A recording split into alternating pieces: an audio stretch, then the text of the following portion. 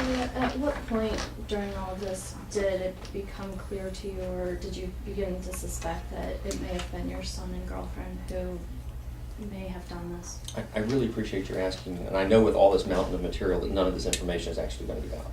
But I thank you for asking that. When I first found out about this, I rushed down to Kay Clem's office because I knew it was Kay Clem messing with me, and I was mad as I could be. When Kay Clem then, Kay Clem wasn't there. Her assistant Marge was there, and she said, "Charlie," she said, "let me show you like these 8 things." And she laid them out, and I looked at them and said, "You know, this looks to me like the same person signed these." And that was the first time I'd seen it. And my first thought was, where could these blocks have come from? And so the first group were the fair, so because this was during the fair, had a large block. The Republican headquarters had a large block. My son and his girlfriend had a large block. And the girl Marge asked me, she said, "Did you personally get these?" I said, "No." I said, "We have maybe 100 people working on these." And she said, "Well, who had a large block of them?" And I said, "Well, my son probably did the most of them." And that's when she said, "Well, you may want to talk to him about where he got them." And it was at that time that I immediately asked for, I said, we need to find out where these are. In the meantime, I'm going to go get 500 more. Because, again, there is absolutely no reason for me to have filed false petitions. I mean, we got 1,571, and then we went out and got another 900 or whatever it was for clean sweep. I mean, there's no reason for us to do it. So, no, I'm sorry, your question was? When did you think that family may have been involved? So then what happened was, I heard nothing about an investigation until the FDLE called me, and that was 2 months later. And that was 4 days before you got the email with the news tip that these were up there. I did not know an investigation was going on.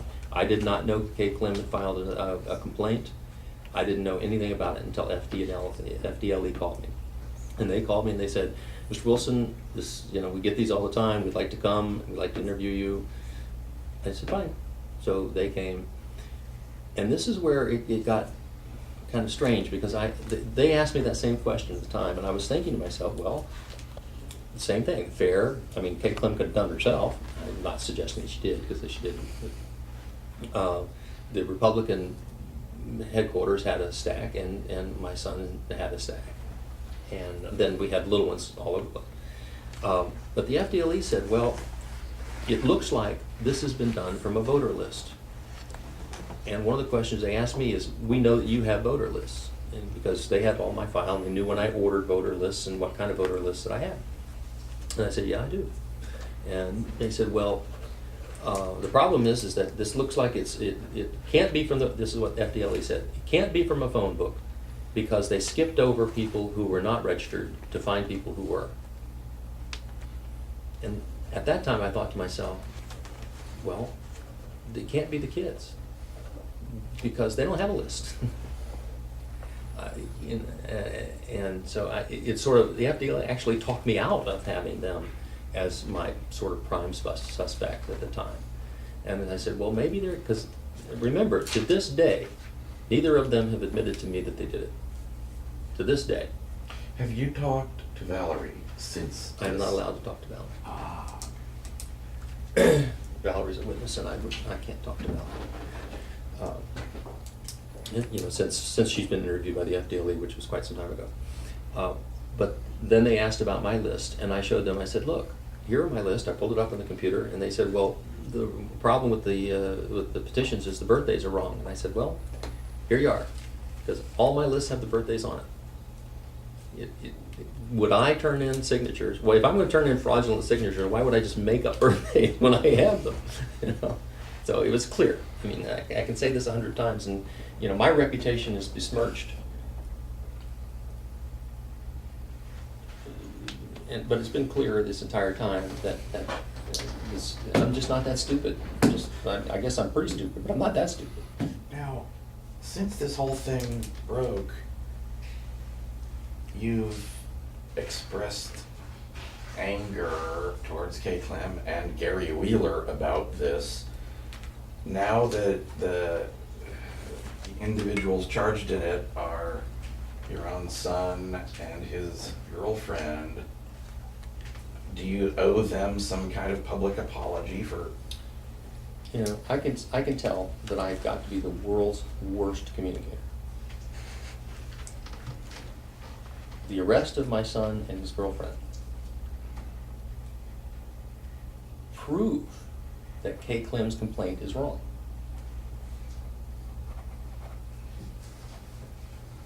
If Kay Clem had said in a complaint, Mr. Wilson's campaign has submitted a number of petitions that are inaccurate, I would have signed it with her. Okay? I knew that there were inaccurate ones from the time that Mara showed it to me. I'm on her side. That's not what Kay Clem did. Let's call it a strategic exaggeration.